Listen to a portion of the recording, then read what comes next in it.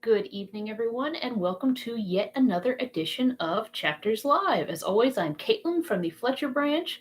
As always, I have on my fabulous wizard's hat or sorcerer's hat, whichever one. And once again, we are diving back into our reading of Mark Twain's satirical A Connecticut Yankee in King Arthur's Court. We are on our next to last reading of this book, and we're starting to wind down a little bit. Now, in case you didn't tune in last week, really the big thing that happened is that our narrator, Hank, decided that he wanted to go around the country disguised as a freeman to see what he could find to fix. Ended up mentioning the idea to the king, and the king became enamored of the idea, passing himself off as a freedman and traveling incognito around the country. Well, they started off, and of course, the thing that they quickly ran into was that the king didn't know how to act as anything other than the king, and very nearly got them into a number of scrapes by refusing to bow his head, or act humble, or act meek, or act subservient, or any of the following. Hank actually had him run drills. And when we last left off, they had come across a house that was cursed. They were all cursed with the plague, and they had been cast out by the church. They had been cast out by the Lord. No one was allowed to help them. No one was allowed to go near them. And the king was sort of faced with the first time of, how his own laws, which he believes in and agrees with, are maybe not necessarily great. And that's really the big thing that Hank is trying to do. He's trying to break the king's programming, which is very classist and elitist. So we're sort of picking up on that journey of King Arthur and our narrator Hank going incognito around the country, disguised as freemen. And we are going to pick up with chapter 31, Marco. We strolled along in a sufficiently indolent fashion now and talked. We must dispose of about this amount of time it ought to take to go to the little hamlet of Alblasore and put justice on the track of those murderers and get back home again. And meanwhile I had an auxiliary interest which had never paled yet, never lost its novelty for me since I had been in Arthur's kingdom. The behavior, born of nice and exact subdivisions of caste, of chance passers-by toward each other, toward the shaven monk who trudged along with his cowl tilted back and the sweat washing down his fat jowls. The coal burner was deeply reverent. To the gentleman he was abject. With the small farmer and the free mechanic he was cordial and gossipy. And when a slave passed by with a countenance respectfully lowered, this chap's nose was in the air. He couldn't even see him. Well, there are times when one would like to hang the whole human race and finish the farce. Presently we struck an incident. A small mob of half-naked boys and girls came tearing out of the woods, scared and shrieking. The eldest among them was not more than 12 or 14 years old. They implored help, but they were so beside themselves that we couldn't make out what the matter was. However, we plunged into the wood, they scurrying in the lead, and the trouble was quickly revealed. They had hanged a little fellow with a bark rope, and he was kicking and struggling in the process of choking to death. We rescued him and fetched him around. It was some more human nature, the admiring little folk imitating their elders. They were playing mob and had achieved a success which promised to be a good deal more serious than they had bargained for. It was not a dull excursion for me. I managed to put in the time very well. I made various acquaintanceships, and in my quality of stranger was able to ask as many questions as I wanted to. A thing which naturally interested me as a statesman was the matter of wages. I picked up what I could under that head during the afternoon. A man who hasn't had much experience and doesn't think is apt to measure a nation's prosperity or lack of prosperity by the mere size of the prevailing wages. If the wages be high, the nation is prosperous. If low, it isn't, which is an error. It isn't what sum you get, it's how much you can buy with it that's the important thing, and it's that tells whether your wages are high in fact or only high in name. I could remember how it was in the time of our great Civil War in the 19th century. In the North, a carpenter got $3 a day, gold valuation. In the South, he got 50, payable in Confederate shin plasters worth $1 a bushel. In the North, a suit of overalls cost $3, a day's wages. In the South, it cost 75, which was 2 days' wages. Other things were in proportion.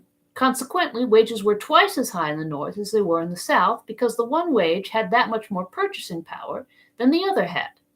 Yes, I made various acquaintances in the hamlet, and a thing that gratified me a good deal was to find our new coins in circulation. Lots of millrays, lots of mills, lots of cents, a good many nickels, and some silver. All this among the artisans in commonality generally, yes, and even some gold, but that was at the bank. that is to say, the goldsmith's. I dropped in there while Marco, the son of Marco, was haggling with the shopkeeper over a quarter of a pound of salt, and asked for change for a $20 gold piece. They furnished it, that is, after they had chewed the piece and rung it on the counter and tried acid on it and asked me where I got it and who I was and where I was from and where I was going to, and when I expected to get there, and perhaps a couple of hundred more questions. And when they got aground, I went right on and furnished them a lot of information voluntarily, told them I owned a dog, and his name was Watch, and my first wife was a Free Will Baptist, and her grandfather was a prohibitionist, and I used to know a man who had 2 thumbs on each hand, and a wart on the inside of his upper lip, and died in the hope of a glorious resurrection, and so on, and so on, and so on, till even that hungry village questioner began to look satisfied, and also a shade put out. But he had to respect a man of my financial strength, and so he didn't give me any lip, but I noticed he took it out of his underlings, which is a perfectly natural thing to do. Yes, they changed my 20, but I judged it strained the bank a little, which was a thing to be expected, for it was the same as walking into a paltry village store in the 19th century and requiring the boss of it all to change a $2,000 bill for you all of a sudden. He could do it, maybe, but at the same time he would wonder how a small farmer happened to be carrying so much money around in his pocket, which was probably this goldsmith's thought too, for he followed me to the door and stood there gazing after me with reverent admiration. Our new money was not only handsomely circulating, but its language was already glibly in use. That is to say, people had dropped the names of the former moneys and spoke of things as being worth so many dollars or cents or mills or mill rays now. It was very gratifying. We were progressing, that was for sure. I got to know several master mechanics, but about the most interesting fellow among them was the blacksmith Dowley. He was a live man and a brisk talker, and had 2 journeymen and 3 apprentices, and was doing a raging business. In fact, he was getting rich hand over fist and was vastly respected. Marco was very proud for having such a man for a friend. He had taken me there ostensibly to let me see the big establishment which bought so much of his charcoal, but really to let me see what easy and almost familiar terms he was on with this great man. Dowley and I fraternized at once. I had had just such picked men and splendid fellows under me in the Colt Arms factory. I was bound to see more of him, so I invited him to come out to Marco's Sunday and dine with us. Marco was appalled and held his breath, and when the grandee accepted, he was so grateful that he almost forgot to be astonished at the condescension. Marco's joy was exuberant, but only for a moment. Then he grew thoughtful, then sad, and when he heard me tell Dally I should have Dickon, the boss mason, and Smug, the boss wheelwright, out there too, the coal dust on his face turned to chalk, and he lost his grip. But I knew what the matter was with him. It was the expense. He saw ruin before him. He judged that his financial days were numbered. However, on our way to invite the others, I said, "You must allow me to have these friends come, and you must also allow me to pay the costs." His face cleared, and he said with spirit, "But not all of it, not all of it. Ye cannot well bear a burden to like to this alone." I stopped him and said, "Now let's understand each other on the spot, old friend. I'm only a farm bailiff, it is true, but I am not poor, nevertheless. I've been very fortunate this year. You would be astonished to know how I've thriven. I tell you the honest truth when I say I could squander away as many as a dozen feasts like this and never care that for the expense," and I snapped my fingers. I could see myself rise a foot at a time in Marco's estimation, and when I fetched out those last words, I was become a very tower for style and altitude. So you see, you must let me have my way. You can't contribute a cent to this orgy. That settled. It is grand and good of you. No, it isn't. You've opened your home to Jones and me in the most generous way. Jones was remarking upon it today, just before you came back from the village. For although he wouldn't be likely to say such a thing to you, because Jones isn't a talker and is diffident in society, he has a good heart and a grateful and knows how to appreciate it when he is well treated. Yes, you and your wife have been very hospitable toward us. Ah, brother, 'tis nothing such hospitality, but it is something. The best a man has, freely given, is always something, and is as good as a prince can do and ranks right along beside it, for even a prince can but do his best. And so we'll shop around and get at this layup now, and don't you worry about the expense. I'm one of the worst spendthrifts that ever was born. Why, do you know, sometimes in a single week I spend, never mind about that, you'll never believe it anyway. And so we went gadding along, dropping in here and there, pricing things and gossiping with the shopkeepers about the riot. and now again running across pathetic reminders of it in the persons of shunned and tearful and houseless remnants of families whose homes had been taken from them and their parents butchered or hanged. The raiment of Marco and his wife was of coarse tow linen and linsey-woolsey, respectively, and resembled township maps, it being made up pretty exclusively of patches which had been added, township by township, in the course of 5 or 6 years, until hardly a hand's breadth of the original garments was surviving and present. Now, I wanted to fit these people out with new suits on account of that swell company, and I didn't know just how to get at it with delicacy until at last it struck me that as I had already been liberal in inventing wordy gratitude for the king, it would be just the thing to back it up with evidence of a substantial sort. So I said, "And, Marco, there's another thing which you must permit, out of kindness for Jones, because you wouldn't want to offend him. He was very anxious to testify his appreciation in some way, but he is so diffident that he couldn't venture it himself, and so he begged me to buy some little things and give them to you and to Dame Phyllis, and let him pay for them, without your ever knowing they came from him. You know how a delicate person feels about that sort of thing. And so I said I would, and we would keep mum. Well, his idea was a new outfit of clothes for you both. Oh, it is wastefulness. It may not be, brother, it may not be. Consider the vastness of the sum." Hang the vastness of the sum. Try to keep quiet for a moment and see how it would seem. A body can't get a word in edgewise. You talk so much. You ought to cure that, Marco. It isn't good form, and it will grow on you if you don't check it. Yes, we'll step in here now and price this man's stuff. And don't forget to remember to not let on to Jones that you know he had anything to do with it. You can't think how curiously sensitive and proud he is. He's a farmer, pretty fairly well-to-do farmer, and I'm his bailiff, but the imagination of that man. Why, sometimes when he forgets himself and gets to blowing off, you'd think he was one of the swells of the earth. And you might listen to him 100 years and never take him for a farmer, especially if he talked agriculture. He thinks he's a shoal of a farmer, thinks he's old Grayback from way back, but between you and me privately, he doesn't know as much about farming as he does about running a kingdom. Still, whatever he talks about, you want to drop your underjaw and listen, the same as if you had never heard such incredible wisdom in all your life before, and were afraid you might die before you got enough of it. That'll please Jones. It tickled Marco to the marrow to hear about such an odd character, but it also prepared him for accidents, and in my experience, when you travel with a king who is letting on to be something else and can't remember it for more than about half the time, you can't take too many precautions. This was the best store we had come across yet. It had everything in it, in small quantities, from anvils and dry goods all the way down to fish and pinchbeck jewelry. I concluded I would bunch my whole invoice right here and not go pricing around any more. So I got rid of Marco by sending him off to invite the mason and the wheelwright, which left the field free for me. For I never care to do a thing in a quiet way. It's got to be theatrical, or I don't take any interest in it. I showed up money enough in a careless way to corral the shopkeeper's respect, and then I wrote down a list of things I wanted and handed it to him to see if he could read it. He could, and was proud to show that he could. He said he had been educated by a priest and could read and write both. He ran it through and remarked with satisfaction that it was a pretty heavy bill. Well, and so it was for a little concern like that. I was not only providing a swell dinner, but some odds and ends of extras. I ordered that the things he carted out and delivered at the dwelling of Marco, the son of Marco, by Saturday evening, and told him to send me the bill at dinner time Sunday. He said I could depend upon his promptness and exactitude. It was the rule of the house. He also observed that he would throw in a couple of Miller guns for the Marcos, gratis, that everybody was using them now. He had a mighty opinion of that clever device. I said, "And please fill them up to the middle mark, too, and add that to the bill." He would, with pleasure. He filled them, and I took them with me. I couldn't venture to tell him that the Miller gun was a little invention of my own, and that I had officially ordered that every shopkeeper in the kingdom keep them on hand and sell them at government price, which was the merest trifle, and the shopkeeper got that, not the government. We furnished them for nothing.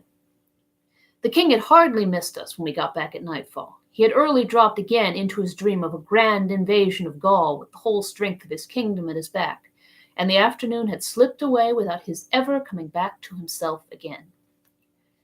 Chapter 32. Dowley's Humiliation. Well, when that cargo arrived towards sunset Saturday afternoon, I had my hands full to keep the Marcos from fainting. They were sure Jones and I were ruined past help, and they blamed themselves as accessories to this bankruptcy. You see, in addition to the dinner materials, which called for a sufficiently round sum, I bought a lot of extras for the future comfort of the family. For instance, a big lot of wheat, a delicacy as rare to the tables of their class as was ice cream to a hermit's. Also a sizable deal dinner table, also 2 entire pounds of salt, which was another piece of extravagance in those people's eyes. Also crockery, stools, the clothes, a small cask of beer, and so on.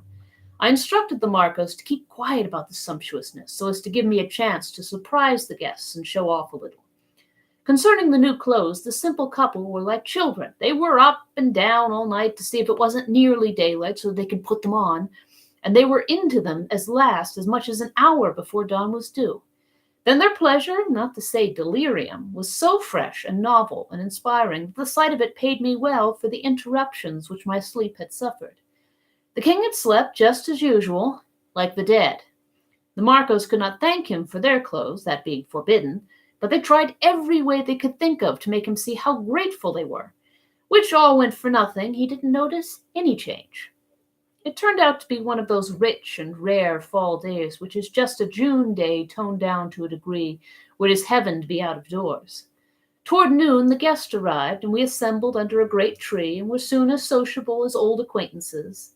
Even the king's reserve melted a little, though it was of some little trouble to him to adjust himself to the name of Jones along at first. I had asked him to try to not forget that he was a farmer, but I had also considered it prudent to ask him to let the thing stand at that, and not elaborate it any, because he was just that kind of person you could depend on to spoil a little thing like that if you didn't warn him. His tongue was so handy, and his spirit so willing, and his information so uncertain. Dally was in fine feather, and I early got him started, and then adroitly worked him around onto his own history for a text, and himself for a hero, and then it was good to sit there and hear him hum. Self-made man, you know. They know how to talk. They do deserve more credit than any other breed of men. Yes, that's true, and they are among the very first to find it out, too. He told how he had begun life as an orphan lad without money and without friends able to help him, how he had lived as the slaves of the meanest master lived, how his day's work was from 16 to 18 hours long and yielded him only enough black bread to keep him in a half-fed condition, how his faithful endeavors finally attracted the attention of a good blacksmith, who came near knocking him dead with kindness by suddenly offering, when he was totally unprepared, to take him as his bound apprentice for 9 years and give him board and clothes and teach him the trade, or mystery, as Dally called it. That was his first great rise, his first gorgeous stroke of fortune. And you saw he couldn't yet speak of it without a sort of eloquent wonder and delight that such a gilded promotion should have fallen to the lot of a common human being. He got no new clothing during his apprenticeship, but on his graduation day his master tricked him out in spang new tow linens, and made him feel unspeakably rich and fine. "I remember me of that day," the wheelwright sang out with enthusiasm. "And I, likewise," cried the mason. "I would not believe they were thine own. In faith, I could not." "Nor others," shouted Dally with sparkling eyes. "I was like to lose my character. The neighbour's wending I had mayhap been stealing.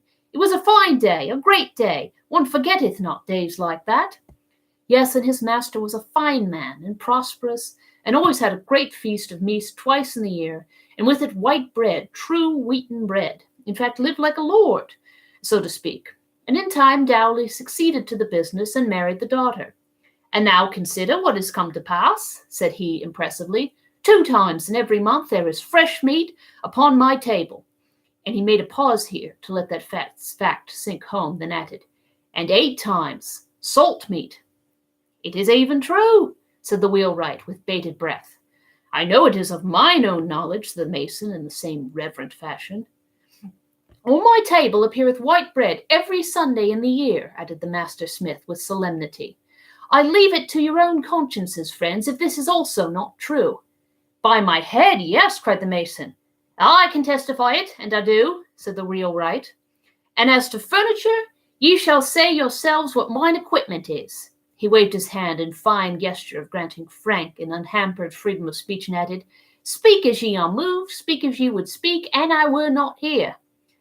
"Ye have fine stools, and of the sweetest workmanship at that, albeit your family is but 3, said the wheelwright with deep respect. "And 6 wooden goblets, and 6 platters of wood, and 2 of pewter to eat and drink from withal," said the mason impressively. And I say it as knowing God is my judge, and we tarry not here alway, but must answer at the last day for the things said in the body, be they false or be they sooth. Now ye know what manner of man I am, brother Jones, said the smith, with a fine and friendly condescension, and doubtless ye would look to find me a man jealous of his due of respect, and but sparing of outgo to strangers till their rating and quality be assured. But trouble yourself not as concerning that, which ye will find me a man that regardeth not these matters, but is willing to receive any he as his fellow, and equal that carrieth a right heart in his body, be his worldly estate howsoever modest. And in token of it, here is my hand, and I say with my own mouth, we are equals, equals. And he smiled around on the company with the satisfaction of a god who is doing the handsome and gracious thing, and is quite well aware of it. The king took the hand with a poorly disguised reluctance, and let go of it as willingly as a lady lets go of a fish, all of which had a good effect, for it was mistaken for an embarrassment natural to one who was being beamed upon by greatness. The dame brought out the table now and set it under the tree. It caused a visible stir of surprise, it being brand new and a sumptuous article of deal.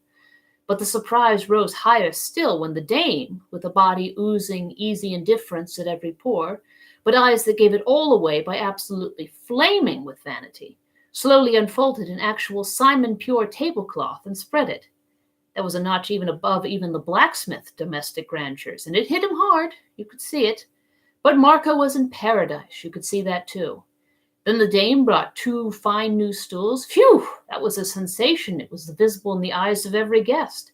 Then she brought 2 more, as calmly as she could. Sensation again with awed murmurs. Again she brought 2, walking on air, she was so proud. The guests were petrified, and the mason muttered, "There is that about earthly pomps which doth ever move to reverence."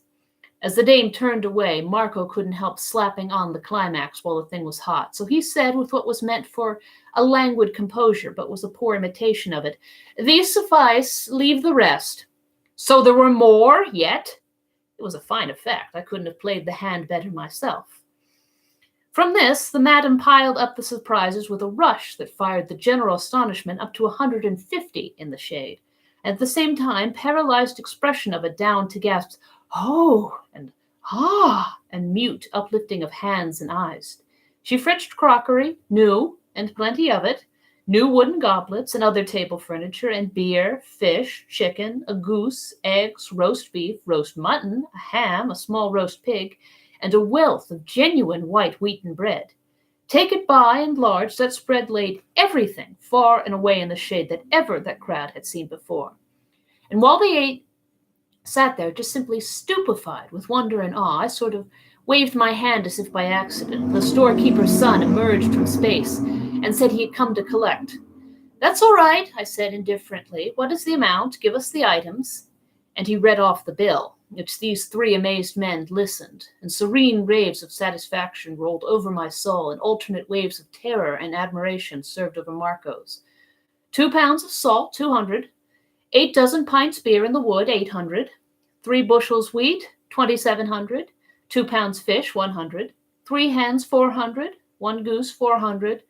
3 dozen eggs, 150. 1 roast of beef, 450. 1 roast of mutton, 400. 1 ham, 800. 1 suckling pig, 500. 2 crockery dinner sets, 6,000. 2 men's suits and underwear, 2,800. 1 stuff and 1 linsey woolsey gown and underwear, 1,600. 8 wooden goblets, 800. Various table furniture, 10,000. 1 deal table, 3,000. 8 stools, 4,000. 2 miller guns loaded, 3,000. He ceased. There was a pale and awful silence. Not a limb stirred. Not a nostril betrayed the passage of breath. "Is that all?" I asked in a voice of the most perfect calmness. "All, fair sir, save that uncertain matters of light moment are placed together under a head height sundries. If it would like you, I will "It is of no consequence," I said, accompanying the words with a gesture of the most utter indifference. "Give me the grand total, please." The clerk leaned against the tree to stay himself and said, 39,150 milrays. The wheelwright fell off his stool. The others grabbed the table to save themselves, and there was a deep and general ejaculation of, "God be with us in this day of disaster." The clerk hastens to say, "My father charges me to say he cannot honorably require you to pay it all at this time, and therefore can only pray with you." I paid no more heed than if it were the idle breeze, but with an air of indifference amounting almost to weariness, got out my money and tossed $4 onto the table. Ah, you should have seen them stare. The clerk was astonished and charmed. He asked me to retain one of the dollars as security until he could go back to town, and I interrupted. "What, and fetch back 9 cents? Nonsense, take the whole, keep the change." There was an amazed murmur to this effect. "Verily, this being is made of money. He throweth it away, even if it were dirt." The blacksmith was a crushed man. The clerk took his money and reeled away drunk with fortune. I said to Marco and his wife, "Good folk, here is a little trifle for you," handling the miller guns as if it were a matter of no consequence, though each of them contained 15 cents in solid cash. And while the poor creatures went to pieces with astonishment and gratitude, I turned to the others and said as calmly as one would ask the time of day, "Well, if we are all ready, I judge the dinner is. Come, fall to." Ah, well, it was immense. Indeed, yes, it was a daisy. I don't know that I ever put a situation together better or got happier spectacular effects out of the materials available. The blacksmith? Well, he was simply mashed. Land, and I wouldn't have felt what that man was feeling for anything in the world. Here he had been blowing and bragging about his grand meat feast twice a year, and his fresh meat twice a month, and his salt meat twice a week, and his white bread every Sunday the year round, all for a family of 3, the entire cost for the year not above 69 cents, 2 mills, and 6 mill rays. And then all of a sudden, here comes a man who slashes out nearly $4 on a single blowout. And not only that, but acts as if it made him tired to handle such small sums. Yes, Dally was a good deal wilted and shrunk up and collapsed. He had the aspect of a bladder balloon that's been stepped on by a cow. Chapter 33. 6th Century Political Economy. However, I made a dead set at him, and before the first third of the dinner was reached, I had him happy again. It was easy to do in a country of ranks and castes. You see, in a country where they have ranks and castes, a man isn't ever a man. He is only part of a man. He can't ever get his full growth. You prove your superiority over him in station or rank or fortune, and that's the end of it. He knuckles down. You can't insult him after that. No, I don't mean quite that. Of course you can insult him. I only mean it's difficult, and so unless you've got a lot of useless time on your hands, it doesn't pay to try. I had the smith's reverence now because I was apparently immensely prosperous and rich. I could have had his adoration if I had had some little gimcrack title of nobility. And not only his, but any commoner's in the land, though he were the mightiest production of all the ages in intellect, worth, and character, and I bankrupt in all 3. This was to remain so long as England should exist in the earth. With the spirit of prophecy upon me, I could look into the future and see her erect statues and monuments to her unspeakable Georges and other royal and noble clothes horses, and leave unhonored the creators of the world, after God, Gutenberg, Watt, Arkwright, Whitney, Morse, Stephenson, Bell. The king got his cargo aboard, and then, the talk not turning upon battle, conquest, or ironclad duel, he dulled down to drowsiness and went on to take a nap. Mrs. Marco cleared the table, placed the beer keg handy, and went away to eat her dinner of leavings in humble privacy. And the rest of us soon drifted into matters near and dear to the hearts of our sort. Business and wages, of course. At a first glance, things seemed to be exceeding prosperous in this little tributary kingdom, whose lord was King Bagdemagus, as compared with the state of things in my own region. They had the protection system in full force here, whereas we were working along down toward free trade by easy stages, and we're now about halfway. Before long, Dally and I were doing all the talking, the others hungrily listening. Dally warmed to his work, snuffed an advantage in the air, and began to put questions which he considered pretty awkward ones for me, and they did have something of that look. "In your country, brother, what is the wage of a master bailiff, master hind, carter, shepherd, swineherd?" 25 milrays a day, that is to say, 1/4 of a cent. The smith's face beamed with joy. He said, "With us they are allowed the double of it. And what may a mechanic get? Carpenter, dauber, mason, painter, blacksmith, wheelwright, and the like?" "On the average, 50 milrays, half a cent a day." "Ho, ho, with us they are allowed 100. With us, any good mechanic is allowed a cent a day. I count out the tailor, but not the others. They are all allowed a cent a day, and in driving times they get more. Yes, up to 110 and even 15 mil raise a day. I've paid 115 myself within the week. Rah, for protection, for to show with free trade.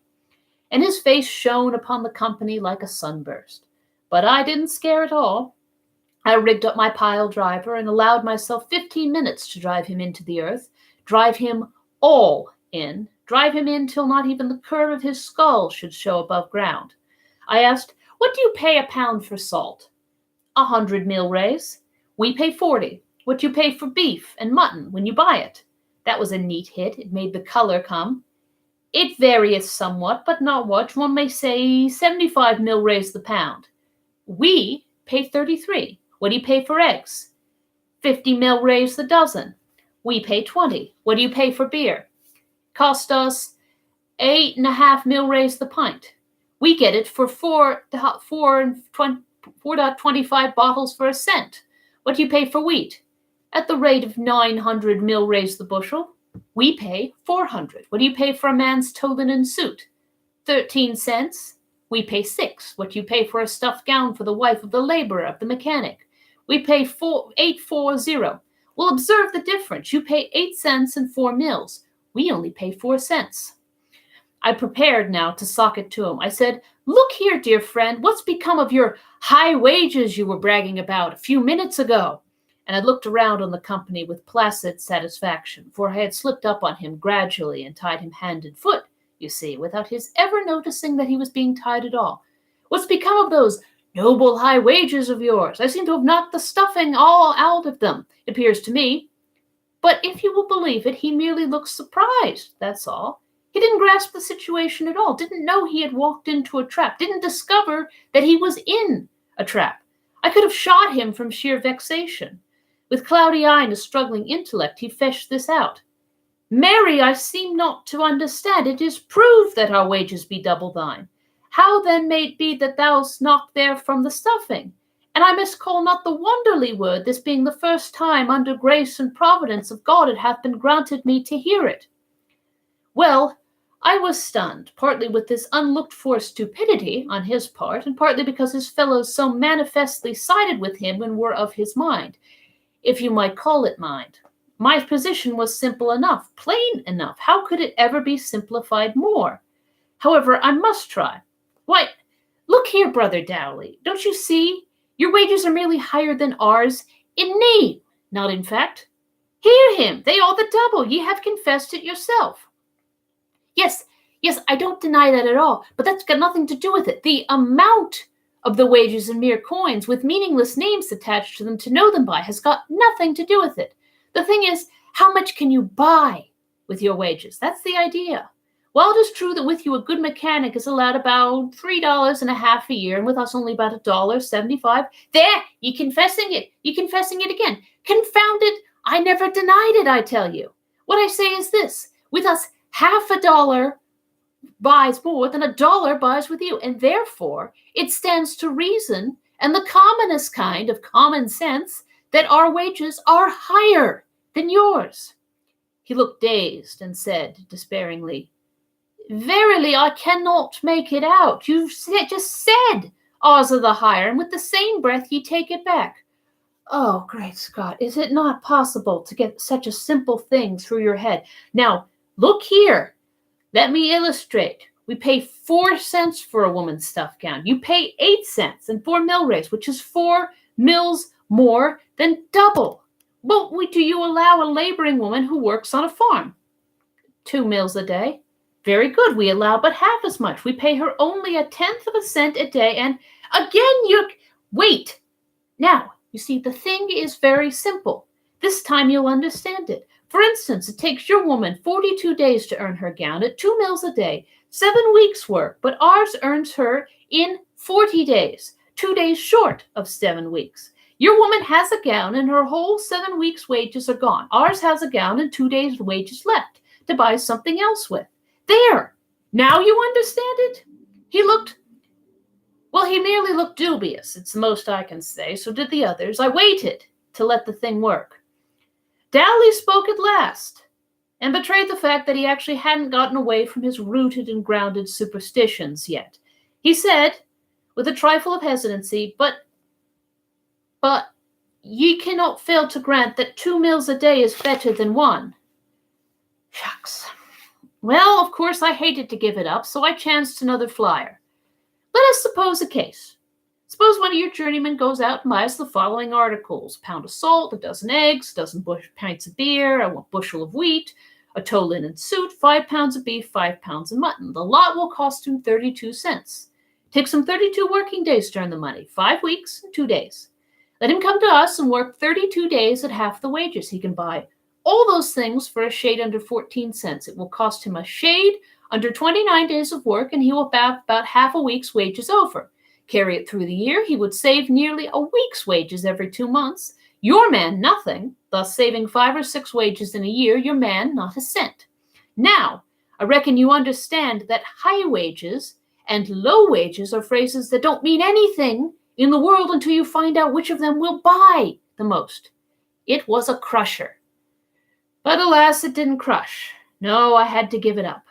What these people valued was high wages. It didn't seem to be a matter of any consequence to them whether the high wages would buy anything or not.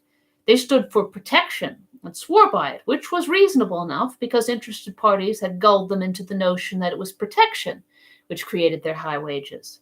I proved to them that in a quarter of a century their wages had advanced but 30%, while the cost of living had gone up 100%, and that with us in a shorter time wages had advanced 40%, while the cost of living had gone steadily down. But it didn't do any good. Nothing could unseat their strange beliefs. Well, I was smarting under a sense of defeat. Undeserved defeat, but what of that?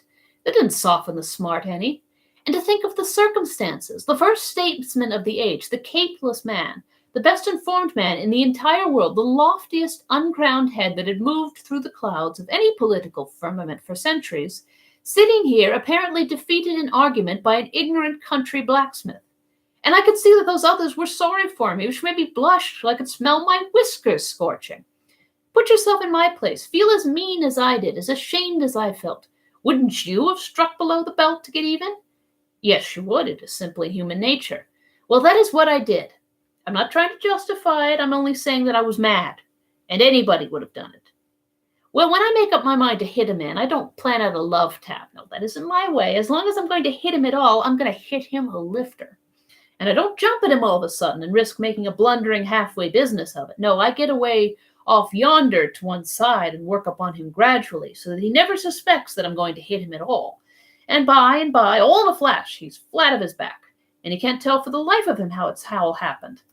That is the way I went for Brother Dowling. I started to talking lazy and comfortable, just as I was talking to pass the time. And the oldest man in the world couldn't have taken the bearings of my starting place. And guess where I was going to fetch up? Boys, there's a good many curious things about law and custom and usage and all that sort of thing when you come to look at it, yes, and about the drift and progress of human opinion and movement, too. There are written laws, they perish, but there are also unwritten laws. They are eternal. Take the unwritten law of wages. It says they've got to advance, little by little, straight through the centuries. And notice how it works. We know what wages are now, here and there and yonder. We strike an average and say that's the wages of today. We know what the wages were 100 years ago and what they were 200 years ago. That's as far back as we can get, but it suffices to give us the law of progress, the measure and rate of the periodical augmentation. And so, without a document to help us, we can come pretty close to determining what the wages were 3 and 4 and 500 years ago. Good, so far. Do we stop there? No. We stop looking backward, we face around and apply the law to the future. My friends, I can tell you what people's wages are going to be at any date in the future you want to know for hundreds and hundreds of years. What? What, good man, what? Yes, in 700 years, wages will have risen to 6 times what they are now here in your region, and farmhands will be allowed 3 cents a day and mechanics 6. I thought I might die now and live then, interrupted Smug the Mason with a various avaricious glow in his eye. And that isn't all. They'll get their board besides, such as it is. It won't bloat them. 250 years later, pay attention. Now, a mechanic's wages will be, mind you, this is law, not guesswork, A mechanic's wages will be 20 cents a day. There was a general gasp of awed astonishment. Dickon the wheelwright murmured with raised eyes and hands, "More than 3 weeks' pay for 1 day's work." "Riches, of a truth, yes, riches," muttered Marco, his breath coming quick and short with excitement. "Wages will keep on rising, little by little, as steadily as a tree grows, and at the end of 340 years more, there'll be at least one country where the mechanic's average wage will be 200 cents a day." It knocked them absolutely dumb. Not a man of them could get his breath for upwards of 2 minutes. Then the coal burner said prayerfully, "Might I but live to see it! It's the income of an earl." "An earl, you say ye," said Daly. "Ye could say more than that and speak no lie. There's no earl in the realm of Bagdy Magus that hath an income like to that. Income of an earl? It's an income of an angel. Now, then, that is what's going to happen as regards wages. In that remote day, the man will earn with 1 week's work that bill of goods which it takes you upwards of 5 weeks to earn now. Some pretty other surprising things are going to happen too. Brother Daly, who is it that determines every spring what the particular wage of each kind of mechanic, laborer, and servant shall be for that year?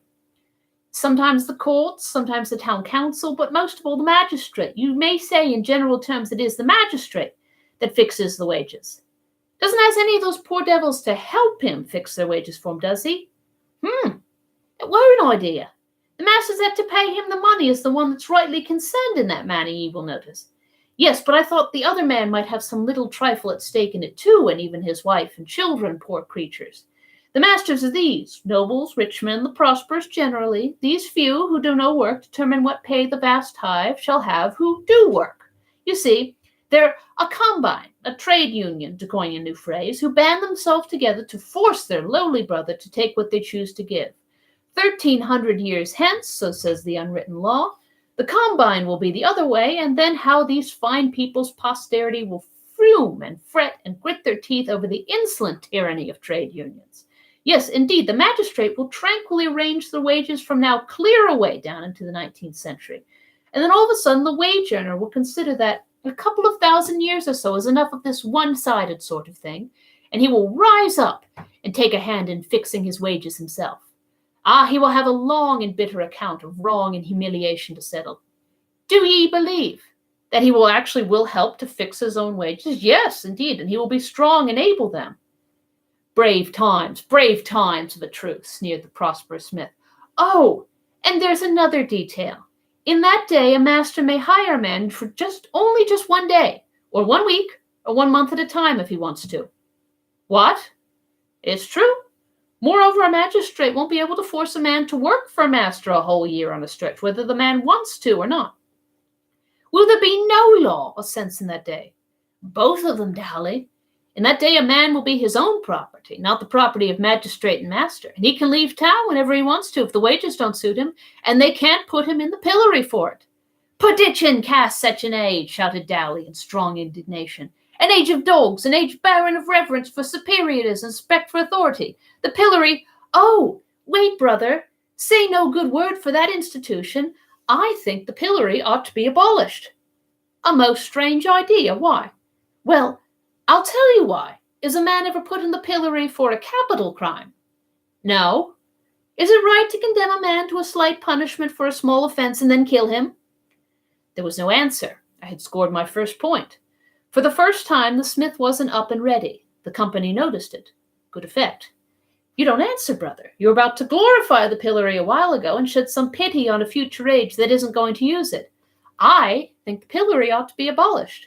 What usually happens when a poor fellow is put in the pillory for some little offense that didn't amount to anything in the world? The mob try to have some fun with them, don't they? Yes. They begin by clodding him, and they laugh themselves to pieces to see him try to dodge one clod and get hit with another. Yes. And then they throw dead cats at him, don't they? Yes. Well, then suppose he has a few personal enemies in that mob, and here and there a man or a woman with a secret grudge against him, and suppose especially that he is unpopular in the community for his pride or his prosperity or one thing or another. Stones and bricks take the places of clods and cats presently, don't they? There's no doubt of it. As a rule, he's crippled for life, isn't he? Jaws broken, teeth smashed out, or legs mutilated, gangrened, presently cut off, or an eye knocked out, maybe both eyes. It is true, God knoweth it. And if he is unpopular, he can depend on dying right there in the stocks, can't he? He surely can, one may not deny it. I take it none of you are unpopular by reason of pride or insolence or conspicuous prosperity or any of these things that excite envy and malice among the base scum of a village. You wouldn't think it much of a risk to take a chance in the stocks. Dally winced, visibly. I judged he was hit, but he didn't betray it by any spoken word. As for the others, they spoke out plainly and with strong feeling. They said they had seen enough of the stocks to know what a man's chance in them was, and they would never consent to enter them if they could compromise on a quick death by hanging. Well, to change the subject, for I think I've established my point that the stocks ought to be abolished, I think some of our laws are pretty unfair. For instance, if I do a thing which ought to deliver me to the stocks, and you know I did it, and yet keep still and don't report on me, you will get the stocks if anybody informs on you. Ah, but that would serve you but right, said Dally, for you must inform, so saith the law. The others conceded. Well, all right, let it go, since you vote me down, but there's one thing which certainly isn't fair. The magistrate fixes a mechanic's wage at 1 cent a day, for instance. The law says that if any master shall venture, even under utmost press of business, to pay anything over that cent a day, even for a single day, he shall be both fined and pilloried for it, and whoever knows he did it and doesn't inform, they shall also be fined and pilloried. Now, it seems unfair to me, Dally, and a deadly peril to all of us, that because you thoughtlessly confessed a while ago that within a week you have paid 1 cent and 15 mil, oh, I tell you, it was a smasher. You ought to have seen them go to pieces, the whole gang. I had just slipped up on poor, smiling, and complacent Dally so nice and easy and softly that he never suspected anything was going to happen till the blow came crashing down and knocked him all to rags. A fine effect, in fact as fine as any I ever produced, with so little time to work it up in. But I saw in a moment that I'd overdone the thing a little. I was expecting to scare them, but I wasn't expecting to scare them to death. They were mightily near it, though. You see, they had been a whole lifetime learning to appreciate the pillory, and to have that thing staring them in the face, and every one of them distinctly at the mercy of me, a stranger, if I chose to go and report. Well, it was awful, and they couldn't seem to recover from the shock. They couldn't seem to pull themselves together. Pale, shaky, dumb, pitiful? Why, they weren't any better than so many dead men. It was very uncomfortable. Of course, I thought they would appeal to me to keep mum, and then we would shake hands and take a drink all round and laugh it off and there an end. But no, you see, I was an unknown person among a cruelly oppressed and suspicious people, a people always accustomed to having advantage taken of their helplessness, and never expecting just or kind treatment from any but their own families and very closest intimates. Appeal to me, to be gentle, to be fair, to be generous? Of course they wanted to, but they wouldn't dare. Chapter 34. The Yankee and the King, sold as slaves. Well, what had I better do? Nothing in a hurry, sure. Must get up a diversion. Anything to employ me while I could think, and while these poor fellows could have a chance to come to life again. There sat Marco, petrified in the act of trying to get the hang of his miller gun, turned to stone just in the attitude he was in when my pile driver fell, the toy still gripped in his unconscious fingers. So I took it from him and proposed to explain its mystery. Mystery. A simple little thing like that, and yet it was mystery enough for that race and that age. I never saw such an awkward people with machinery. You see, they were totally unused to it. The miller gun was a neat double-barreled tube of toughened glass with a neat little trick of a spring to it, which upon pressure would let a shot escape. But the shot wouldn't hurt anybody, it would only drop into your hand. In the gun were 2 sizes, wee mustard seed shot and another sort that was several times larger. They were money. The mustard seed shot represented mill rays, the larger ones mills. So the gun was a purse, and very handy too. You could pay out money in the dark with it, with accuracy, and you could carry it in your mouth, or in your vest pocket if you had one. I made them of several sizes, one size so large that it would carry the equivalent of $1. Using shot for money was a good thing for the government. The metal cost nothing, and the money couldn't be counterfeited, for I was the only person in the kingdom who knew how to manage a shot tower. Paying the shot soon came to be a common phrase. Yes, and I knew it would still be passing men's lips away down in the 19th century, yet none would suspect how and when it originated. The king joined us about this time, mightily refreshed by his nap and feeling good. Anything could make me nervous now. I was so uneasy, for our lives were in danger, and so it worried me to detect a complacent something in the king's eye, which seemed to indicate that he had been loading himself up for a performance of some kind or another. Confound it, why must he go and choose a time as this? I was right. He began straight off in the most innocently artful and transparent and lubberly way to lead up to the subject of agriculture. The cold sweat broke out all over me. I wanted to whisper in his ear, "Man, we are in awful danger. Every moment is worth a principality till we get back these men's confidence. Don't waste any of this golden time." But of course I couldn't do it. Whisper to him? It would look as if we were conspiring. So I had to sit there and look calm and pleasant while the king stood over that dynamite mine and mooned long about his damned onions and things. First, the tumult of my own thoughts, summoned by the danger signal and swarming to the rescue from every quarter of my skull, kept up such a hurrah and confusion and fifing and drumming that I couldn't take in a word. But presently, when my mob of gathering plans began to crystallize and fall into position and form line of battle, sort of order and quiet ensued, and I caught the boom of the king's batteries, as if at a remote distance. Were not the best way, methinks, albeit it is not to be denied that authorities differ as to concerning this point, some contending that the onion is but an unwholesome berry when stricken early from the tree. The audience showed sides of life, and sought each other's eyes in a surprised and troubled way, while as others do yet maintain with much show of reason that this is not of necessity the case, instancing that plums and other like cereals do be always dug in the unripe state. The audience exhibited distinct distress, yes, and also fear. Yet are they clearly wholesome, the more especially when one doth assuage the asperities of their nature by a mixture of the tranquilizing juice of the wayward cabbage. The wild light of terror began to glow in these men's eyes, and one of them muttered, "These be errors, every one. God surely hath smitten the mind of this farmer." It was a miserable apprehension. I sat upon thorns.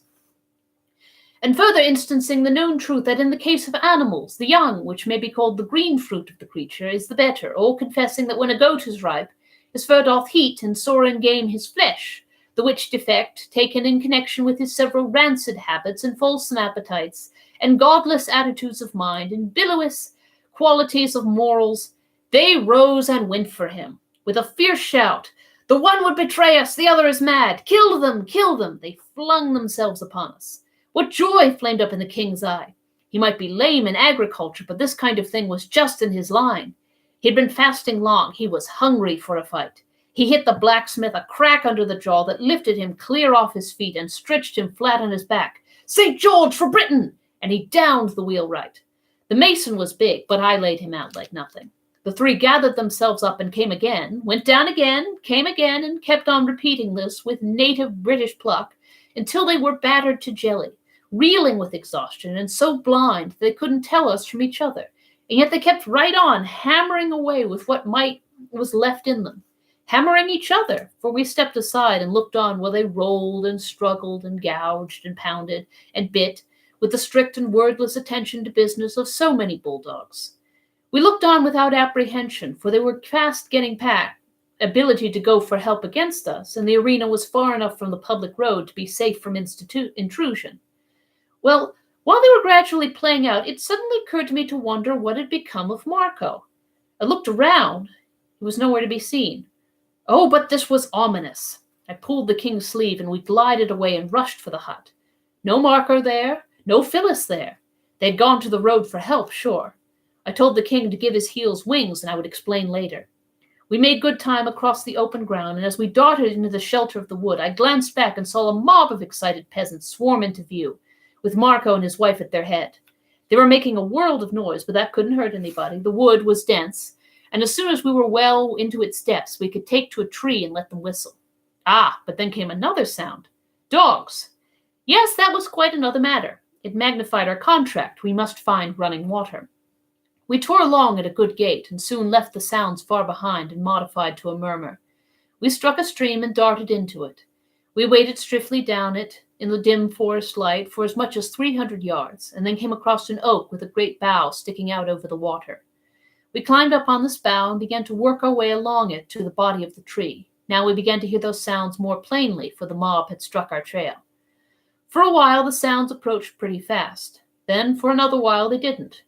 No doubt the dogs had found the place where we had entered the stream and were now waltzing up and down the shores trying to pick up the trail again. When we were snugly lodged in the tree and curtained with foliage, the king was satisfied, but I was doubtful. I believed we could crawl along a branch and get into the next tree, and I judged it worthwhile to try. We tried it and made a success of it, though the king slipped at the junction and came near failing to connect. We got comfortable lodgment and satisfactory concealment among the foliage, and then we had nothing to do but listen to the hunt. Presently we heard it coming, and coming on the jump, too, yes, and down both sides of the stream. Louder, louder. Next minute it swelled swiftly up into a roar of shoutings, barkings, tramplings, and swept by like a cyclone. I was afraid that the overhanging branch would suggest something to them, said I, but I don't mind the disappointment. Come, my liege, it were well that we make good use of our time. We flanked then. Dark is coming on presently. If we can cross the stream and get a good start and borrow a couple of horses from somebody's pasture to use for a few hours, we shall be safe enough.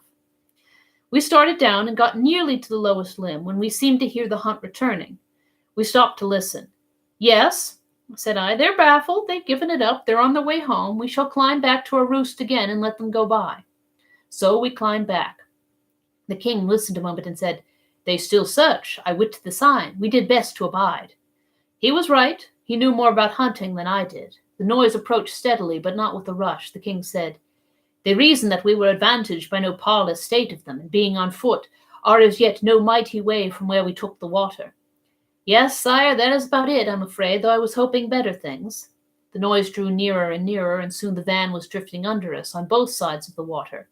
A voice called a halt from the other bank and said, And they were so minded they could get up yon tree by this branch that overhangs, and yet not touch ground. Ye will do well to send a man up it.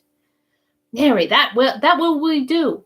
I was obliged to admire my cuteness in foreseeing this very thing and swapping trees to beat it. But don't you know there are some things that can beat smartness and foresight? Awkwardness and stupidity can. The best swordsman in the world doesn't need to fear the second best swordsman in the world. No, the person for him to be afraid of is some ignorant antagonist who has never had a sword in his hand before. He doesn't do the thing he ought to do. And so the expert isn't prepared for him. He does the thing he ought not to do, and often it catches the expert out and ends him on the spot. Well, how could I, with all my gifts, make any valuable preparation against a nearsighted, cross-eyed, pudding-headed clown who would aim himself at the wrong tree and hit the right one? And that's what he did. He went for the wrong tree, which was, of course, the right one, by mistake, and up he started. Matters were serious now. He remained still and awaited developments. The peasant toiled his difficult way up. The king raised himself up and stood. He made a leg ready, and when the comer's head arrived in reach of it, there was a dull thud, and down went the man, floundering to the ground. There was a wild outbreak of anger below, and the mob swarmed in from all around, and there we were treed and prisoners. Another man started up, the bridging bow was detected, and a volunteer started up the tree that furnished the bridge. The king ordered me to play Horatius and keep the bridge. For a while the enemy came thick and fast, but no matter, the headman of each procession always got a buffet that lodged him as soon as he came in reach. The king's spirits rose, his joy was limitless. He said that if nothing occurred to mar the prospect, we should have a beautiful night, for on this line of tactics we could hold the tree against the whole countryside. However, the mob soon came to that conclusion themselves, wherefore they called off the assault and began to debate other plans. They had no weapons, but there were plenty of stones, and stones might answer. We had no objections. A stone might possibly penetrate to us once in a while, but it wasn't very likely. We were well protected by boughs and foliage, and were not visible from any good aiming point. If they would but waste half an hour in stone throwing, the dark would come to our help. We were feeling very well satisfied. We could smile, almost laugh. But we didn't, just as well, because we should have been interrupted. Before the stones had been raging through the leaves and bouncing from the bows 15 minutes, we began to notice a smell. A couple of sniffs of it was enough of an explanation. It was smoke. Our game was up at last. We recognized that. When smoke invites you, you have to come. They raised their pile of dry brush and damp weeds higher and higher, and when they saw the thick cloud begin to roll up and smother the tree, they broke out in a storm of joy clamors. I got enough breath to say, "Proceed, my liege. After you as manners." The king gasped, "Follow me down, and then back thyself against one side of the trunk and lead me the other. Then will we fight. Let each pile his dead according to his own fashion and taste. Then he descended barking and coughing, and I followed. I struck the ground an instant after him. We sprang to our appointed places and began to give and take, and with all our might. The powwow and racket were prodigious. It was a tempest of riot and confusion and thick falling blows. Suddenly some horseman tore into the midst of the crowd, and a voice shouted, "Hold, or ye are dead man!" How good it sounded! The owner of the voice wore all the marks of a gentleman, picturesque and costly raiment, and the aspect of command, a hard countenance with complexion and features marred by dissipation. The mob fell humbly back like so many spaniels. The gentleman inspected us critically, then said sharply to the peasants, "What are ye doing to these people?" "They be madmen, worshipful sir, that have come wandering we know not whence, and—" "Ye know not whence? Do ye pretend ye know them not?" "Most honoured sir, we speak but the truth. They are strangers and unknown to any in this region, and they be the most violent and bloodthirsty madmen that ever—" "Peace! Ye know not what ye say. They are not mad. Who are ye? And whence are ye? Explain." "We are but peaceful strangers, sir," I said, "and travelling upon our own concerns. We are from a far country and unacquainted here. We have purported no harm, and yet but for your brave interference and protection, these people would have killed us. As you have divined, sir, we are not mad, neither are we violent or bloodthirsty." The gentleman turned to his retinue and said calmly, "Lash me these animals to their kennels." The mob vanished in an instant, and after them plunged the horsemen, laying about them with their whips and pitilessly riding down such as were witless enough to keep the road instead of taking to the bush. The shrieks and supplications presently died away in the distance, and soon the horsemen began to straggle back. Meantime the gentleman had been questioning us more closely, but had dug no particulars out of us. We were lavish of recognition of the service he was doing us, but we revealed nothing more than that. We were friendless strangers from a far country. When the escort were all returned, the gentleman said to one of his servants, "Bring the led horses and mount these people." "Yes, my lord." We were placed toward the rear among the servants. We traveled pretty fast, and finally drew rein some time after dark at a roadside inn some 10 or 12 miles from the scene of our troubles. My lord went immediately to his room after ordering his supper, and we saw no more of him. At dawn in the morning we breakfasted and made ready to start. My lord's chief attendant sauntered forward at that moment with indolent grace and said, "Ye have said that ye should continue upon this road, which is our direction likewise. Wherefore my lord, the Earl Grip, hath given commandment that ye retain the horses and ride, and that certain of us ride with ye a 20 mile to a fair town that hight Cambenet, whenso ye shall be out of peril." We could do nothing less than express our thanks and accept the offer. We jogged along, 6 in the party, at a moderate and comfortable gait, and in conversation learned that my Lord Grip was a very great personage in his own region, which lay a day's journey beyond Cambenet. We loitered to such a degree that it was near the middle of the forenoon when we entered the market square of the town. We dismounted and left our thanks once more for the Lord, and then approached a crowd assembled in the center of the square to see what might be the object of interest. It was the remnant of that old peregrinating band of slaves. So they had been dragging their chains about all this weary time. That poor husband was gone, and also many others, and some few purchases had been added to the gang. The king was not interested and wanted to move along, but I was absorbed and full of pity. I could not take my eyes away from these worn and wasted wrecks of humanity. There they sat, grouped upon the ground, silent, uncomplaining, with bowed heads, pathetic sight. And by hideous contrast, a redundant orator was making a speech to another gathering not 30 steps away, in fulsome laudation of our glorious British liberties. I was boiling. I had forgotten I was a plebeian. I was remembering I was a man. Cost what it might, I would mount that rostrum and click! The king and I were handcuffed together. Our companions, those servants, had done it. My Lord Grip stood looking on. The king burst out in a fury and said, "What meaneth this ill-mannered jest?" My lord merely said to his head miscreant coolly, "Put up the slaves and sell them." Slaves! The word had a new sound, and how unspeakably awful. The king lifted his manacles and brought them down with a deadly force, but my lord was out of the way when they arrived. A dozen of the rascal servants sprang forward, and in a moment we were helpless, with our hands bound behind us. We so loudly and so earnestly proclaimed ourselves freemen that we got the interested attention of that liberty-mouthing orator and his patriotic crowd, and they gathered about us and assumed a very determined attitude. The orator said, If indeed ye are freemen, ye have naught to fear. The God-given liberties of Britain are about ye for your shield and shelter. There was applause.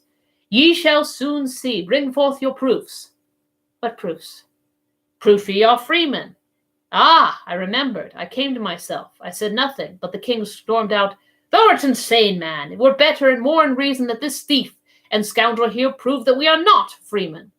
You see, he knew his own laws just as other people so often know the laws, by words, not by effects. They take a meaning and get to be so vivid when you come to apply them to yourself. All hands shook their heads and looked disappointed. Some turned away, no longer interested. The orator said, and this time in the tones of business, not of sentiment, And ye do not know your country's laws, at what time ye learn them. Ye are strangers to us, ye will not deny that. Ye may be freemen, we do not deny that, but also ye may be slaves. The law is clear. It doth not require the claimant to prove ye are slaves, it requireth you to prove you are not. I said, Dear sir, give us only time to send to Astolat, or give us only time to send to the Valley of Holiness. Peace, good man, these are extraordinary requests, and you may not hope to have them granted. It would cost much time, and would unwarrantably inconvenience your master. Master, idiot, stormed the king. I have no master. I myself am them. Silence, for God's sake. I got the words out in time to stop the king. We were in trouble enough already. It cannot help us any to give these people the notion that we were lunatics. There is no use in stringing out the details. The earl put us up and sold us at auction. This same infernal law had existed in our own South in my own time, more than 1,300 years later, and under it hundreds of freemen who could not prove that they were freemen have been sold into lifelong slavery, without the circumstance making any particular impression upon me. But the minute law and the auction block came into my personal experience, a thing which had been merely improper before became suddenly hellish. Well, that is the way we are made. Yes, we were sold at auction, like swine. In a big town and an active market, we should have brought a good price, but this place was utterly stagnant, and so we sold at a figure which makes me ashamed every time I think of it. The King of England brought $7, and his Prime Minister $9, whereas the King was easily worth $12, and I as easily worth $15. But that's the way things always go. If you force a sale in a dull market, I don't care what the property is, you are going to make a poor business of it, and you can make up your mind to it. If the Earl had had wit enough to... However, there is no occasion for my working my sympathies up on his account. Let him go. For the present, I took his number, so to speak. The slave dealer bought us both and hitched us onto that long chain of his, and we constituted the rear of his profession. We took up our line of march and passed out of Cambonnay at noon, and it seemed to me unaccountably strange and odd that the King of England and his chief minister, marching manacled and fettered and yoked in a slave convoy, could move by all manner of idle men and women, and under windows where sat the sweet and the lovely, and yet never attract a curious eye, never provoke a single remark. Dear, dear, it only shows that there's nothing diviner about a king than there is about a tramp, after all. It's just a cheap and hollow artificiality when you don't know he's a king. But reveal his quality, and dear me, it takes your very breath away to look at him. I reckon we are all fools. Born so, no doubt. Chapter 35. A heart-rending incident. It's a world of surprises. The king brooded, that this was natural. What would he brood about? What should you say? Way about the prodigious nature of his fall, of course, from the loftiest place in the world to the lowest, from the most illustrious station in the world to the obscurest, from the grandest vocation among men to the basest.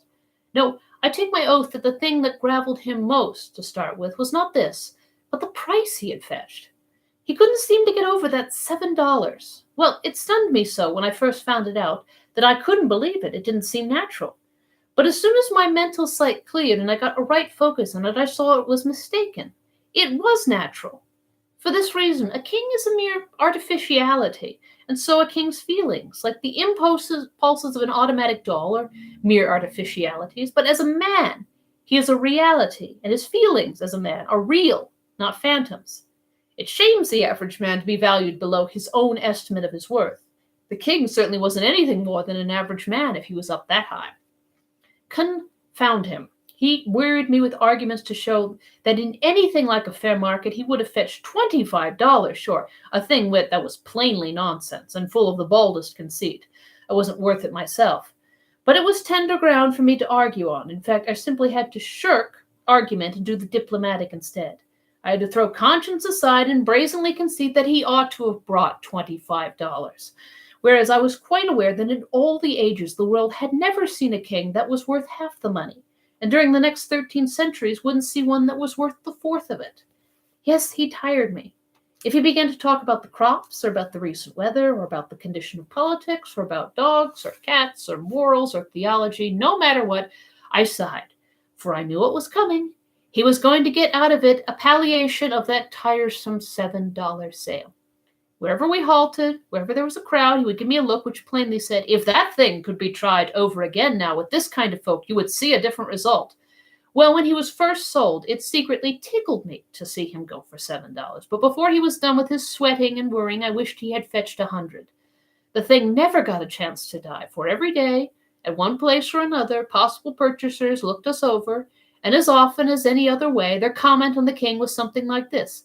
Here's a $2.50 chump with a $30 style. Pity, but style was marketable. At last, this sort of remark produced an evil result. Our owner was a practical person, and he perceived this defect must be mended if he hoped to find a purchaser for the king. So he went to work to take the style out of his sacred majesty. I could have given the man some valuable advice, but I didn't. You mustn't volunteer advice to a slave driver unless you want to damage the cause you are arguing for. I had found it a sufficiently difficult job to reduce the king's style to a peasant style, even when he was a willing and anxious pupil. Now then, to undertake to reduce the king's style to a slave style, and by force, go to, it was a stately contract.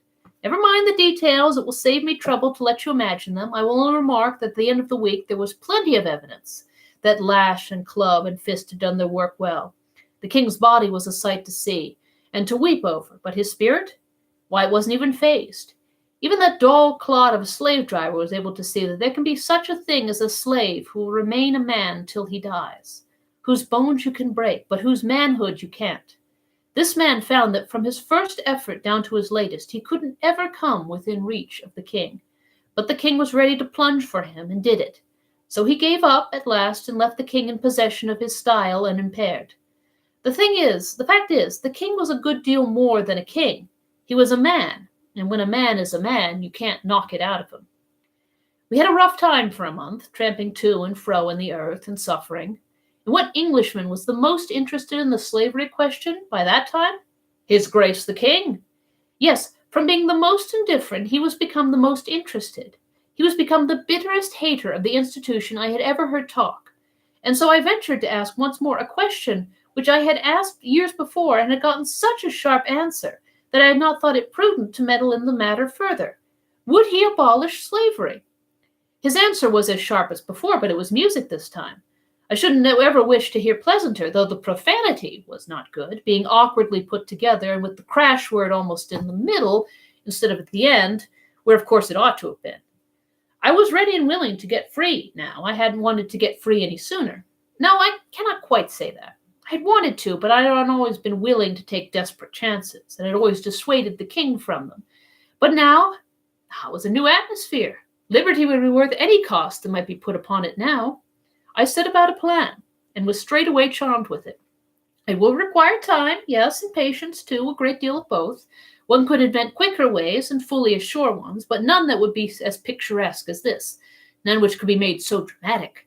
And so I was not going to give this one up. It might delay us months, but no matter, I would carry it out or break something. Now and then we had an adventure. One night we were overtaken by a snowstorm while still a mile from the village we were making for. Almost instantly we were shut up as in a fog. The driving snow was so thick. You couldn't see a thing, and we were soon lost. The slave driver lashed us desperately, for he saw ruin before him. But his lashings only made matters worse, for they drove us further from the road and from likelihood of succor. So we had to stop at last and slump down in the snow where we were. The storm continued until toward midnight, then ceased. By this time 2 of our feebler men and 3 of our women were dead, and others past moving and threatened with death. Our master was nearly beside himself. He stirred up the living and made us stand, slap ourselves to restore our circulation, and he helped as well as he could with his whip. Now came a diversion. We heard shrieks and yells, and soon a woman came running and crying, and seeing our group, she flung herself into our midst and begged for protection. A mob of people came tearing after her, some with torches, and they said she was a witch who had caused several cows to die by a strange disease, and practiced her arts by help of a devil in the form of a black cat. This poor woman had been stoned until she hardly looked human, she was so battered and bloody. The mob wanted to burn her. Well, now what do you suppose our master did? When we closed around this poor creature to shelter her, he saw his chance. He said, "Burn her here, or they shouldn't have her at all." Imagine that. They were willing. They fastened her to a post, they brought wood and piled it about her, they applied the torch while she shrieked and pleaded, and strained her 2 young daughters to her breast, and our brute, with a heart solely for business, lashed us into position about the stake, and warmed us into life and commercial value by the same fire that took away the innocent life of that poor harmless mother. That was the sort of master we had. I took his number. That snowstorm cost him 9 of his flock, and he was more brutal to us than ever after that, for many days together. He was so enraged over his loss. We had adventures all along. One day we ran into a procession, and such a procession! All the riffraff of the kingdom seemed to be comprehended in it, and all drunk at that. In the van was a cart with a coffin in it, and on the coffin sat a comely young girl about 18 suckling a baby, while she squeezed to her breast in a passion of love which every little while wiped from his face the tears which her eyes rained down upon it. And always the foolish little thing smiled up at her, happy and content, kneading her breast with its dimpled fat hand, which she patted and fondled right over her breaking heart. Men and women, boys and girls, trotted along beside or after the cart, hooting, shouting profane and ribald remarks, singing snatches of foul song, skipping, dancing, a very holiday of hellions, a sickening sight. We had struck a suburb of London outside the walls, and this was a sample of one sort of London society. Our master secured a good place for us near the gallows. A priest was in attendance, and he helped the girl climb up and said comforting words to her, and made the undersheriffs provide a stool for her. Then he stood by her on the gallows, and for a moment looked down upon the mass of upturned faces at his feet, then out over the solid pavement of heads that stretched away on every side, occupying the vacancies far and near, and then began to tell the story of the case. And there was pity in his voice. How seldom a sound that was in that ignorant and savage land. I remember every detail of what he said, except the words he said it in, and so I change it into my own words. Law is intended to mete out justice. Sometimes it fails. This cannot be helped. We can only grieve and be resigned and pray for the soul of him who falls unfairly by the arm of the young, and that his fellows may be few. A law sends this poor young thing to death, and it is right. But another law had placed her where she must commit her crime or starve, with her child, and before God that law is responsible for both her crime and her ignominious death. A little while ago this young thing, this child of 18 years, was as happy a wife and mother as any in England, and her lips were blithe with song, which is the native speech of glad and innocent hearts. Her young husband was as happy as she, for he was doing his whole duty. He worked early and late at his handicraft. His bread was honest bread, well and fairly earned. He was prospering. He was furnishing shelter and sustenance to his family. He was adding his mite to the wealth of the nation. By consent of a treacherous law, instant destruction fell upon this holy home and swept it away. That young husband was waylaid and impressed and sent to sea. The wife knew nothing of it. She sought him everywhere. She moved the hardest hearts with the supplication of her tears, the broken eloquence of her despair.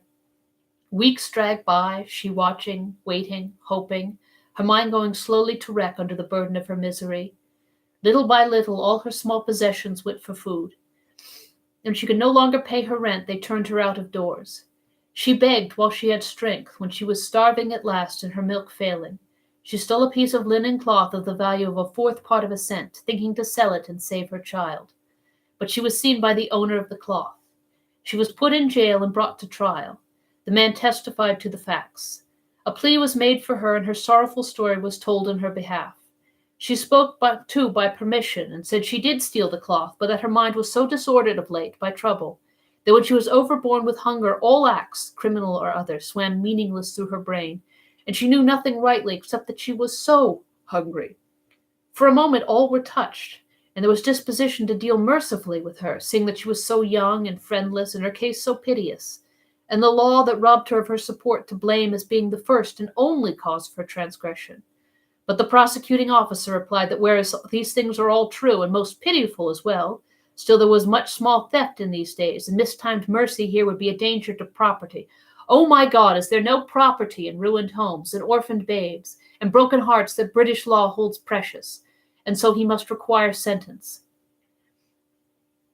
When the judge put on his black cap, the owner of the stolen linen rose up, trembling up, his lip quivering, his face as gray as ashes, and when the awful words came, he cried out, "Oh, poor child! Poor child! I did not know it was death!" and fell as a tree falls. When they lifted him up, his reason was gone. Before the sun was set, he had taken his own life. A kindly man, a man whose heart was right at bottom, add his murder to this that is now to be now done here, and charge them both where they belong, to the rulers and the bitter laws of Britain. The time has come, my child, let me pray over thee, not for thee, dear abused, poor heart and innocent, but for them that be guilty of thy ruin and death, who need it more. After his prayer, they put the noose around the young girl's neck, and they had great trouble to adjust the knot under her ear because she was devouring the baby all the time, wildly kissing it and snatching it to her face and her breast and drenching it with tears, and half moaning, half shrieking all the while, and the baby crowing and laughing and kicking its feet with delight over what it took for romp and play. Even the hangman couldn't stand it, but turned away. When all was ready, the priest gently pulled and tugged and forced the child out of the mother's arms, and stepped quickly out of her reach, but she clasped her hands and made a wild spring toward him with a shriek. But the rope and the under-sheriff held her short. Then she went on her knees and stretched out her hands and cried, "One more kiss! Oh my God, one more, one more! Is it the dying? It is the dying that begs it." She got it. She almost smothered the little thing. And when they got it away again, she cried out, "Oh, my child, my darling, it will die. It has no home. It has no father, no friend, no mother. It has them all," said that good priest. "All these will I be to it till I die." You should have seen her face then. Gratitude? Lord, what do you want with words to express that? Words are only painted fire. A look is the fire itself. She gave that look and carried it away to the treasury of heaven, where all things that are divine belong. And now we come to our last chapter for this evening's reading, 36, An Encounter in the Dark. London, to a slave, was a sufficiently interesting place. It was merely a great big village, and mainly mud and thatch. The streets were muddy, crooked, unpaved. The populace was an ever-flocking and drifting swarm of rags and splendors, of nodding plumes and shining armor. The king had a palace there. He saw the outside of it. It made him sigh, yes, and swear a little in a poor, juvenile, 6th century way. We saw knights and grandees whom we knew, but they didn't know us in our rags and dirt and raw welts and bruises, and wouldn't have recognized us if we had hailed them, nor stopped to answer either, being unlawful to speak with slaves on a chain. Sandy passed within 10 yards of me on a mule, hunting for me, I imagined. But the thing which clean broke my heart was something which happened in front of our old barrack in a square, while we were enduring the spectacle of a man being boiled to death in oil for counterfeiting pennies. It was the sight of a newsboy, and I couldn't get at him. Still, I had one comfort. Here was proof that Clarence was still alive and banging away. I meant to be with him before long. The thought was full of cheer. I had one little glimpse of another thing one day, which gave me a great uplift. It was a wire stretching from housetop to housetop. Telegraph or telephone, sure. I did very much wish I had a little piece of it. It was just what I needed in order to carry out my plan of escape. My idea was to get loose some night, along with the king, then gag and bind our master, change clothes with him, batter him into the aspect of a stranger, hitch him to the slave chain, assume possession of the property, march to Camelot, and... But you get my idea. You see what a stunning, dramatic surprise I would wind up with at the palace. It was all feasible if I could only get a hold of a slender piece of iron which I could shape into a lockpick. I could then undo the lumbering padlocks with which our chains were fashioned, whenever I might choose. But I never had any luck. No such thing ever happened to fall my way. However, my chance came at last. A gentleman who had come twice before to dicker for me without result, or indeed any approach to a result, came again. I was far from expecting ever to belong to him, for the price asked for me from the time I was first enslaved was exorbitant, and always provoked either anger or derision, yet my master stuck stubbornly to it, $22. He wouldn't bate a cent. The king was greatly admired because of his grand physique, but his kingly style was against him, and he wasn't saleable. Nobody wanted that kind of a slave. I considered myself safe from parting from him because of my extravagant price. No, I was not expecting to ever belong to this gentleman whom I have spoken of, but he had something which I expected would belong to me eventually, if he would but visit us often enough. It was a steel thing with a long pin to it, with which his long cloth outside garment was fastened together in front. There were three of them. He had disappointed me twice because he did not come quite close enough to me to make my project entirely safe, but this time I succeeded. I captured the lower clasp of the three, and when he missed it, he thought he had lost it on the way. I had a chance to be glad about a minute, then straightway a chance to be sad again. For when the purchase was about to fail, as usual, the master suddenly spoke up and said what will be worded thus in modern English: "I'll tell you what I'll do. I'm tired of supporting these two for no good. Give me $22 for this one, and I'll throw the other one in." The king couldn't get his breath, he was in such a fury. He began to choke and gag, and meantime the master and the gentleman moved away, discussing. "And ye will keep the offer open? 'Tis open till the morrow at this hour." "Then will I answer you at that time," said the gentleman, and disappeared, the master following him. I had a time of it to cool the king down, but I managed it. I whispered in his ear to this effect: "Your grace will go for nothing, but after another fashion, and so shall I. Tonight we shall both be free." "Ah, how is that?" "With this thing which I have stolen, I will unlock these locks and cast off these chains tonight. When he comes about 9:30 to inspect us for the night, we will seize him, gag him, batter him, and early in the morning we will march out of this town, proprietors of this caravan of slaves." That was as far as I went, but the king was charmed and satisfied. That evening we waited patiently for our fellow slaves to get to sleep, and signified by the usual sign, for you must not take petty chances on these poor fellows if you can avoid it. It is best to keep your own secrets. No doubt they fidgeted only about as usual, but it didn't seem so to me. It seemed to me that they were going to be forever getting down to the regular snoring. As the time dragged on, I got nervously afraid we shouldn't have enough of it for our needs, so I made several premature efforts and merely delayed things by it, for I couldn't seem to touch a padlock there in the dark without starting a rattle out of it, which interrupted somebody's sleep and made him turn over and make some more of the gang. But finally I did get my last iron off and was a free man once more. I took a great breath of relief and reached for the king's irons. Too late! In comes the master with a light in one hand and his heavy walking staff in the other. I snuggled close among the wallow of snorers to conceal as nearly as possible that I was naked of irons, and I kept a sharp lookout and prepared to spring for my man the moment he should bend over me. But he didn't approach. He stopped, gazed absently toward our dusky mask a minute, evidently thinking about something else, then set down his light, moved musingly toward the door, and before a body could imagine what he was going to do, he was out the door and had closed him behind him. "Quick," said the king, "fetch him back." Of course, it was the thing to do, and I was up and out in a moment. But dear me, there were no lamps in those days, and it was a dark night.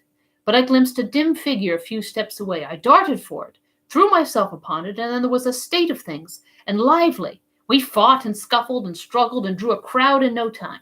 They took an immense interest in the fight and encouraged us all they could, and in fact couldn't have been pleasanter or more cordial if it had been their own fight. Then a tremendous row broke out behind us, and as much as half our audience left us with a rush to invest some sympathy in that. Lanterns began to swing in all directions. It was the watch gathering from near and far. Presently a halberd fell across my back as a reminder, and I knew what it meant.